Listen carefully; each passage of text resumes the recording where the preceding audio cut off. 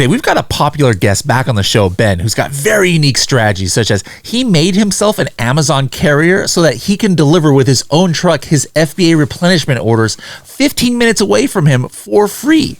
How cool is that? Pretty cool, I think. 1, 2, 3,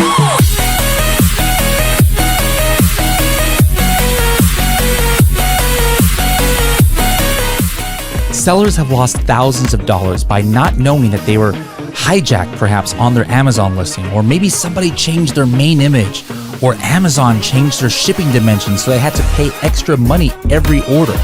Helium 10 can actually send you a text message or email if any of these things or other critical events happen to your Amazon account. For more information, go to h10.me/alerts. Hello, everybody, and welcome to another episode of the Serious Sellers Podcast by Helium 10. I am your host, Bradley Sutton. This is the show that's completely BS-free, unscripted and unrehearsed, organic conversation about serious strategies for serious sellers of any level in the e-commerce world. We've got a serious seller back for, I believe, the second time here on this show. Ben, how's it going, man? Good. How about yourself? I'm doing just delightful. So I take it you're in North Carolina, which is why I switched hats here at the last second, rocking this Charlotte hat here. Is Charlotte where you're at, or what part of North Carolina are you? I'm in Charlotte. Okay. Been out there long? Yeah, came here in 2002 and never left. Okay. All right. So if you guys want to get more of his backstory, guys, write this down. Episode 379. We went a little bit more into his background there.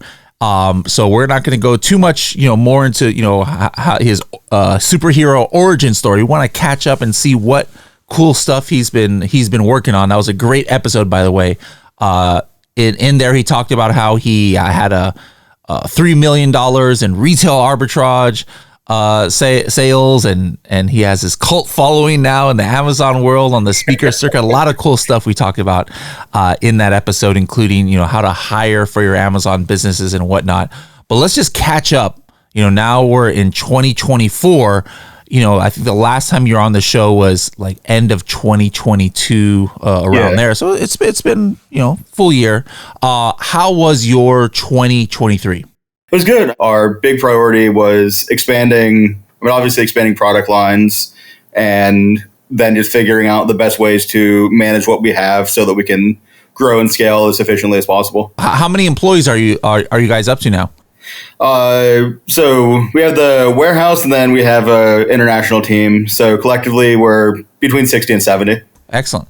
Now, what was just from a gross sales overall, all channels? If you were to compare 2023 with 2022, how did you guys do? We're up maybe 10%, so we didn't really push too hard this year. Now, something that I think a lot of sellers might have said, comparing 2023 to 2022, is profit margins were down due to increased cost, whether that be inflation or cost of goods, Amazon fees, PPC. How was your profit margin? Yeah, it definitely went down a little bit. Not as bad as I guess a lot of people that I've talked to have run into, but one of the big things that helps us, and I think we talked about this before, is just that because we are in Charlotte and there's the CL22 warehouse is in Charlotte, we're able to deliver a lot of our own inventory. So we're a last mile delivery provider for Amazon.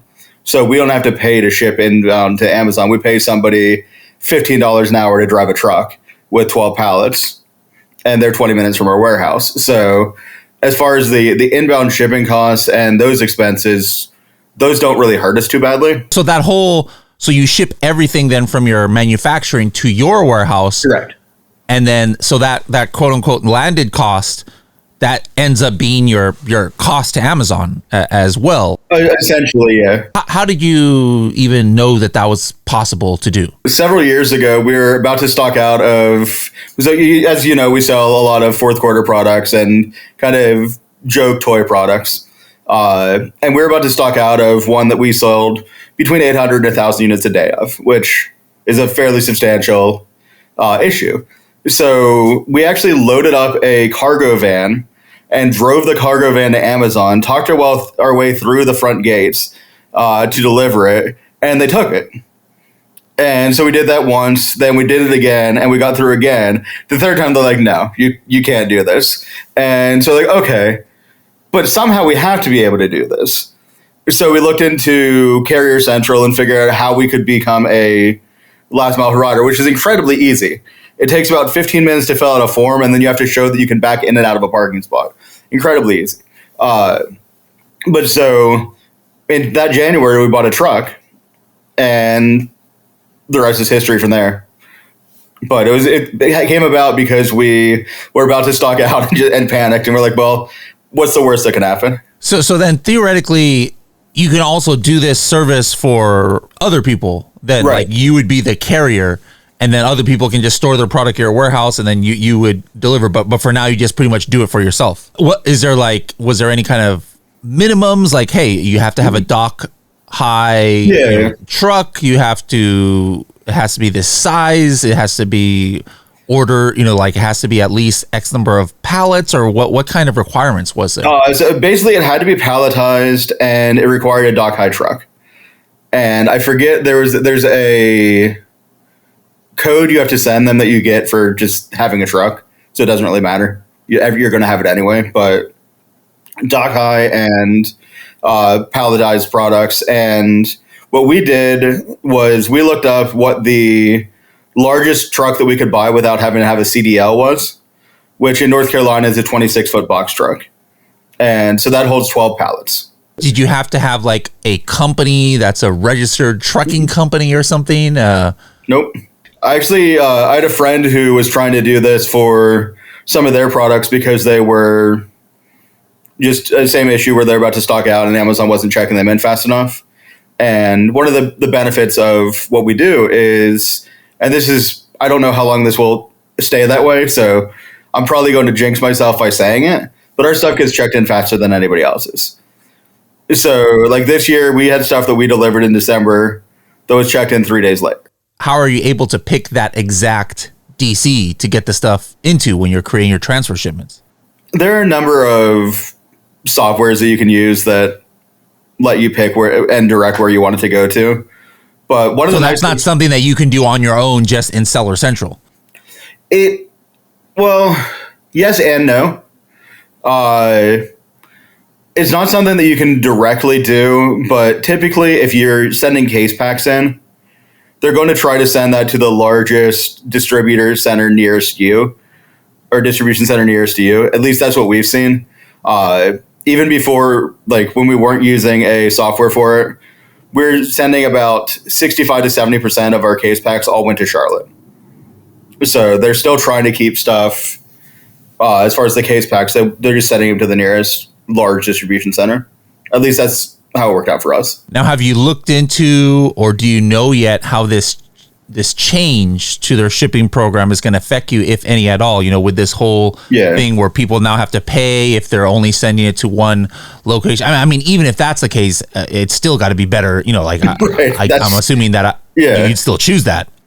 Yeah, it'll cost us more now, but it's still better to deliver it ourselves. The other, the bigger issue, honestly, was the minimum stock levels. Because we're able to deliver so quickly, and because we know that Amazon is checking in so quickly, we've been able to run very, very, very lean.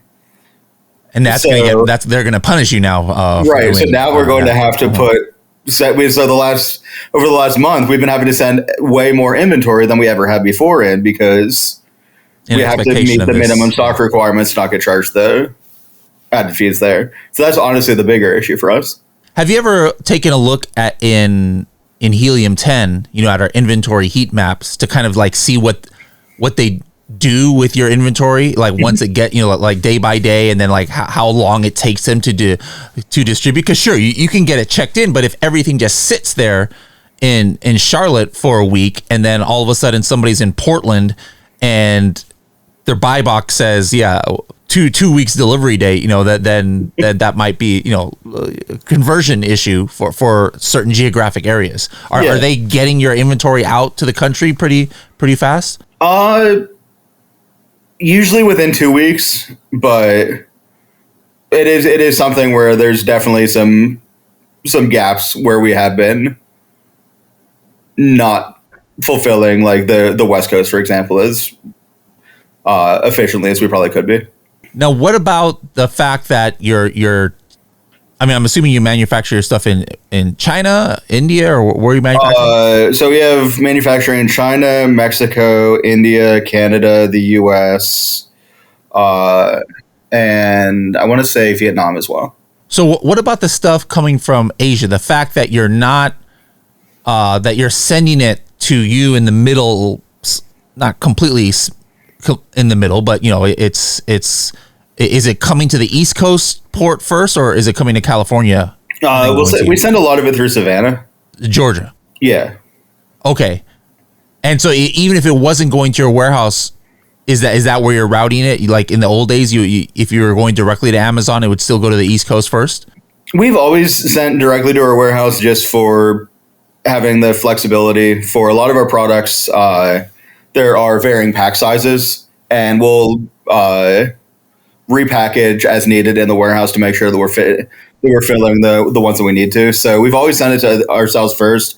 For that reason, then also just from a flexibility standpoint as far as inventory management, where if you send it from China, you're basically going to have to send in 90 to 120 days to make sure that you're covered, or just have constant orders going. If we send it to our warehouse first, we can keep the Amazon fees lower for storage by storing it for what amounts to about, I think last time we calculated it, we're paying like $6.50 a pallet or $7 a pallet, something like that, to store it at our warehouse. So the amount of money that we're saving off of the Amazon fees by storing it ourselves and then sending in smaller shipments versus sending in the bulk ones that a lot of people do. All right, makes sense. Yeah, I was worried a little bit, at least, like, wait a minute, like some of your savings might be gone if you're still having to bring things into the port in like California, and then you got to ship it all the way, right? Stick it on trains or trucks to go all the way to North Carolina. But the fact that it's coming into already on the East Coast, that doesn't make it too bad. Okay, so that's pretty cool. Honestly, that's one of the things that we're looking into for 2024 is seeing if we want to find a 3PL out on the West Coast so we can send some inventory there for the heat map issues that you were bringing up, where we can send stuff to the West Coast DCs from there and then keep doing everything else from Charlotte so that we can make sure that we're covering the country. And also, if there's a way to bring stuff in and have it on the West Coast already, then it just makes things easier. Now, what other, we've been talking about Amazon USA. What other Amazon marketplaces are you selling on worldwide? And what about other domestic here in the USA marketplaces like Walmart, TikTok, etc.? So honestly, we haven't pushed that hard on the non-domestic Amazon sites, just because our logic has kind of been, well, the US is the largest market. If we're able to successfully sell something here, we're going to be more successful than selling something in another market. So we would rather come up with a new product to sell in the US versus taking the time and energy to push externally. But that is something that's started to change over the last year. We are in Canada, we're in the UK, and we're going to expand through Europe over the next year as far as Amazon. And then we have our own Shopify sites for all of our brands. And then we do a good bit through Walmart as well. What's your strategy like, going into 2024 now that margins are decreasing? I mean, are you planning to raise prices? Have you raised prices? Trying to cut costs in unique ways? Pull back on advertising? How does somebody, because it's not like, this is just something that you're facing, like we talked about earlier. A lot of people are facing it, and some worse. Why do you think, other than the shipping thing, you haven't been hit as hard as others? And what's the plan to, it's not like costs are going to go down anytime soon. So how are you gonna stay above water? Yeah. Well, I mean, one of the things is before we started the podcast, you and I were discussing how you were just in China, and like going and meeting with your manufacturers and actually having those conversations. You can get better rates, you can get better terms, you can get a lot of benefits. You can also see what they can and can't do and find a lot of products that you can make with the same manufacturer. And the more things you buy from one manufacturer, the better rates you're going to get on each of those orders. So going directly to your manufacturers and talking to them is a way that you can massively improve your your cost and also the terms that you have. Like with some of our manufacturers, we don't pay until 90 days after the product has come to our warehouse. How long have you been with those manufacturers? Like to be able 7 years. to ask for something like that. That's been a 7 years. while. Wow. Yeah. And have you visited them there in Yeah, where a they're couple at times. and gone out to eat and Yeah, stuff like that? Okay. yeah. Met their family, took their kids presents. Like we're very close with them, but it's something that you can that's something that you can build. And again, even if it's somebody that you aren't close with, the more that you can more you buy from them, the more likely they are to give you better rates, better terms, etc. So that's one thing. As far as the advertising goes, one of the things we started really pushing over the last probably 6 months is just kind of figuring out where our product deserves to be ranked based off of price, quality, everything else compared to our competition on specific keywords, and adjusting our advertising based off of that. So if we look and we say like, okay, we're really the fourth best product on this keyword, we're not going to push heavily with our advertising to try and get to the number one spot, because eventually we're just going to drop back down to the number 4, or we're going to have to keep spending a ton of money. So we've adjusted our ad spend to match where we feel like we should be on that keyword. And if we drop below that, then we'll raise it. But if we're there, we'll leave it basically where it is. And that's actually significantly improved our profitability, because we're not spending as much to rank up on something that we won't stick. Because if you're not going to stick at the top, then why are you trying to get there? It's not going to. You're just wasting money. So are you like, obviously, like you said, price is an easy one to know if you quote unquote deserve to be there. You looking at like conversion rates by keyword and search query performance or things like that? Or what are some other factors other than just strictly price? Yeah, so we'll buy every single product and bring it to our warehouse and do comparison tests. So we'll look and see like, okay, this one, like, let's say we're selling a paper plate. We'll look and see like, okay, if we put sauce on this for an hour, it leaks through. Ours doesn't. So for the sauce, we rank better than them, or the size that it takes, or the amount of weight it can hold as far as food. Things like that, where you're just testing to see the quality of your product versus theirs. So it's not just the quality of the listing and conversion, it's also the quality of what you're actually offering to the customer. That's interesting. I've never heard of somebody doing that, where it's like at the keyword level, how do we stack up so that we deserve, like a product could do really well, like in that situation for like a keyword, like heavy duty plates, exactly, or big meals or something, or for watery foods or something like that. Whereas maybe another one would be floral looking plates where it's more aesthetic, and, right, and you could rank or you could rate, I should say, differently for each keyword. Exactly. And it also helps you figure out which way you want to direct your the copy and photos and everything that you're putting out for the listing. As you see, like, because I mean, everybody is doing competitor research before to figure out, okay, how can I say that I'm better than this one? But if you don't keep doing that throughout it, you're going to get passed up. But also, if you look at it on a keyword level like we're doing, you're able to save a lot of money on advertising by not bidding on things you shouldn't. Now, speaking of listing optimization, that was one thing that we focused on the last episode. I remember, you talked about you've got some listings that are 100% puns and different, and that helps with your conversion and stickiness of customers. What are you like? Are you guys using AI? That's something that's just kind of blown up probably since the last time we talked. What other listing optimization strategies you doing in the last year?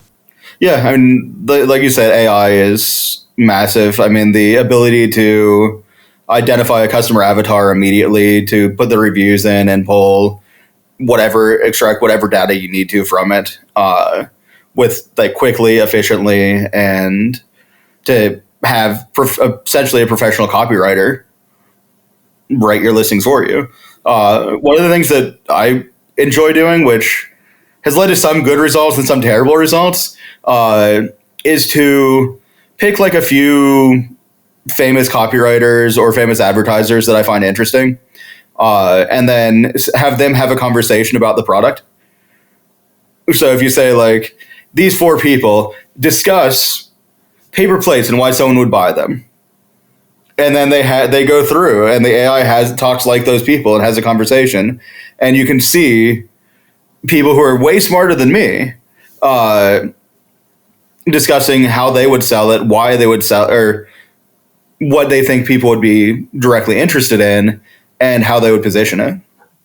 So I've liked that. I like doing that. Also for coming up with brand names. If you have like the top branders in the world, you can just say, have these people discuss what my brand should be if I'm selling X product.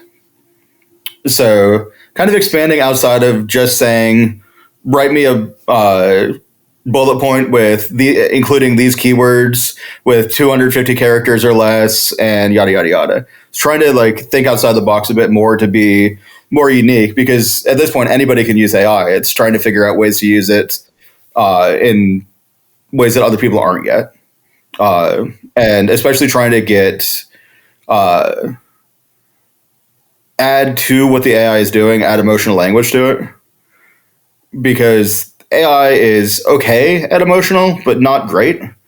So if you can put something in that appeals directly to the customer while still using the pitches from the AI, we've had really good success with that. Now, what, if anything, would you say is the biggest difference when you're taking one product from Amazon and making a listing on Walmart? Like, have you seen something that definitely works and something that you always have to change because it's completely different on Walmart? Or is the general structure always pretty much the same and you're just doing the little things that, the little requirements that Walmart has in order to differentiate it? Yeah, I mean, we are trying to obviously match what Walmart says, but it just seems like on Walmart, you want to be way more direct. Like keyword stuffing doesn't work as well there. It seems like they're a lot, at least for us, it hasn't. Maybe for other people, but just being more readable and fluent with the way that we create the listings has led to better results versus just trying to stuff as many keywords into it as we possibly can. What else you doing differently? Something we haven't talked about in this episode or the last one. I mean, to manufacturing in USA and keeping respectable profit margins, having 70 employees. This is not something that, like any Amazon seller can achieve. There's got to be some more other unique things that have helped you reach this level. What do you think those are? Oh, now you're putting me on the spot. I think you know that I have three main partners that I've worked with from the start. And I think one of the things that we've done really well is division of labor and creating the SOPs and the backbone for everything that we need in order to run the business, so that we don't have to be involved in the day-to-day as much as we used to and had to at the start. So we are able to look into things like Amazon fee changes, look into things like, okay, how can we get to China and improve our costs and fees there? Like having the flexibility by building a powerful team and like our team is, I mean, I'd say our VAs are probably smarter than me. So they're better at the job than I am at this point. So like being able to get to that point where you're able to have the flexibility to scale mentally going forward has been massive. And we actually, like from the start, the way that we kind of divided it was we had one of my partners was focused on incoming products. The other was focused on running the warehouse. My role was mostly building the products and the marketing side. And then we had one person whose role was essentially figure out how we're going forward. Like his job has always been to push things forward, to figure out what we need to do. And then having him, he is very, very good at systems. So he'll be able to come in and look at what we've done and see the systems we've built and say, no, you all are idiots. Change these three things. It's going to be much better. So like being willing to always constantly be improving on what you're doing is one aspect of it, but also always looking forward. So figuring out like, how do we dodge whatever the next big thing is? And I mean, if you look at and I know you know Steve Simonson, but like whenever he's talking, he's always talking about, okay, what's happening in China now and how is that going to impact things a year from now, 2 years from now, 5 years from now? So even just looking ahead at stuff like that, where you're able to make decisions that mean that you're not going to be shortchanging yourself in the long run for a bigger gain now. I think something that successful sellers also have to know how to do is when to pull the plug on products. And this is one of those things that there's not one size fits all. Everybody has their own criteria. How do you guys decide what to retire as far as the product goes? Is it strictly just, a profit margin? Is there a certain sales velocity that you need to maintain? Is it, if the reviews dip below a certain, point, what's your decision making factors? Honestly, one of the biggest things we care about is how annoying it is to deal with. So just being perfectly honest, because we do have a very wide catalog at this point. Counting variations, we have over 1,000 SKUs. So when we're looking at things and figuring out what we want to do, if we're sending it to the warehouse and the warehouse has to touch it 4 times, even if it's making more money, we may want to cut that faster than something that the warehouse doesn't have to touch. So we look into not just the profitability of the product, but also the profitability of the product compared to the labor, how labor intensive it is. And also, if the warehouse people don't like dealing with it, then, and we're not making much money on it, then why keep doing it? So that is one of the big things. But beyond that, it is almost exclusively profitability. Like, I don't really care if I'm selling something 100 units a day if I'm making $12 a day on it. I would rather sell one thing for $12 than 100 things. On the flip side, are the triggers where it's like, hey, we need to launch this product, or we need to launch this, new thing for this brand, or hey, we need to launch a new variation. Are you guys do you have a department that's just constantly looking at new opportunities per brand, mm-hmm. or you're looking for certain signals in a market? How does that work?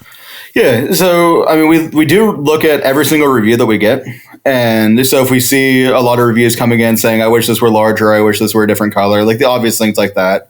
Are things that play into it. Or if we're getting negative feedback saying there are all these issues, then solving the issues is a very easy way to improve on that. But the other aspects of it are just, if we look and we see a competitor come in and they're doing something different and it looks better, it's doing better, it's taking sales away from us, then we figure out, okay, how do we beat that? What can we do differently? So a lot of it is competitor and customer driven as opposed to keyword or sales velocity driven. You talked about, you've used Helium 10 for years, and your team has. What is the number one thing you're using Helium 10 now for?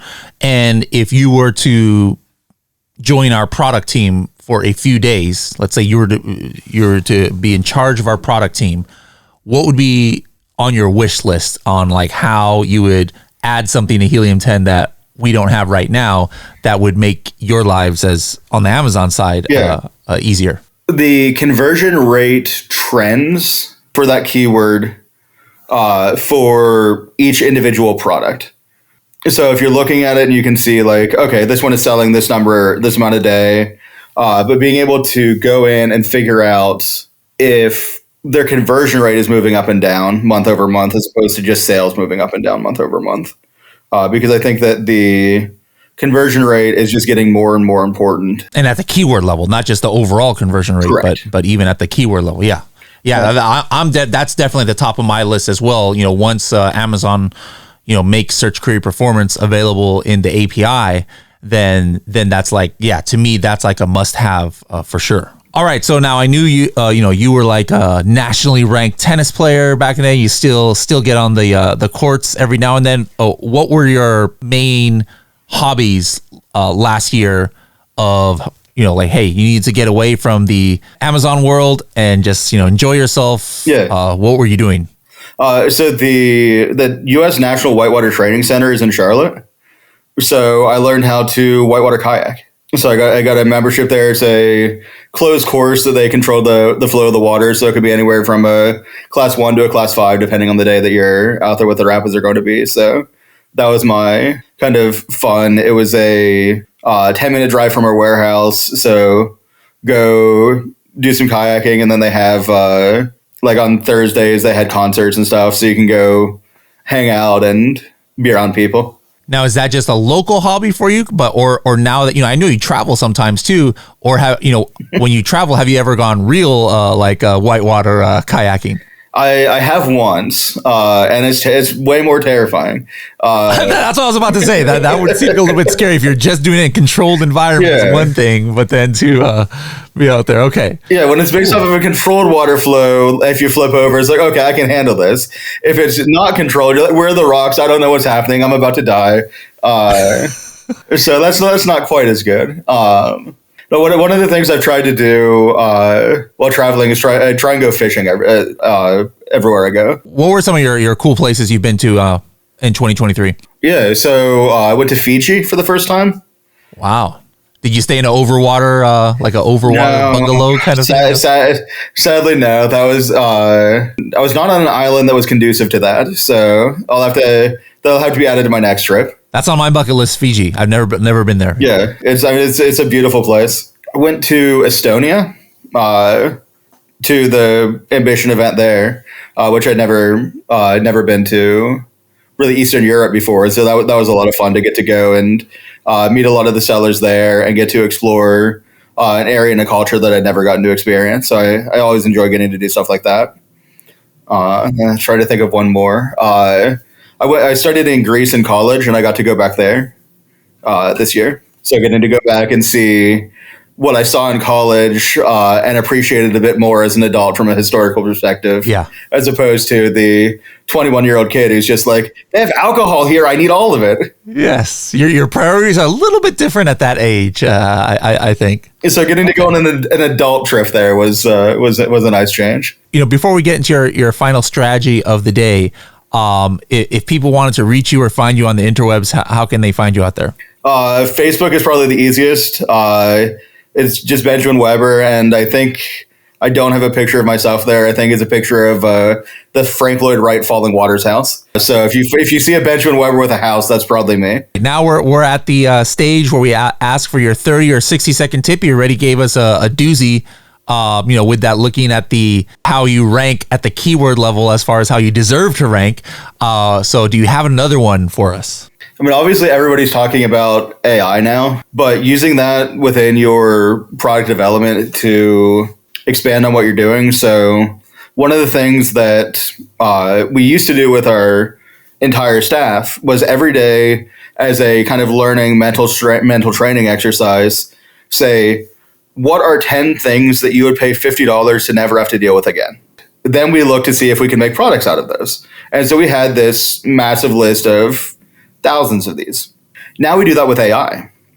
So we're going into AI and saying, what are problems, like let's say you're in the kitchen category. You would say, what are 10, 20, however many things you want to say, things that people would pay $30 or 10, what are 10 problems that people would pay $30 to solve in the kitchen so they don't have to deal with that every time they're doing it? And then see what results come back from that and look at the products that come from it. So it's a way to get essentially consumer research via questions with AI versus having to go in and look things up. So just using the AI as a creativity exercise can be incredibly huge for coming up with new product ideas. And that's where the last 7 products that we've made have come from us just typing questions like that into AI. And they're things that no one is selling on the market right now. All right. Well, Ben, thank you so much for joining us again. You've definitely given us some insightful tips, and you've got some very unique things that nobody else is doing, like being your own Amazon last mile carrier and everything. That's great. And so love to see what you do in 2024, and then we'll bring you back in 2025 and see how things are going. Sounds good. Thanks for having me.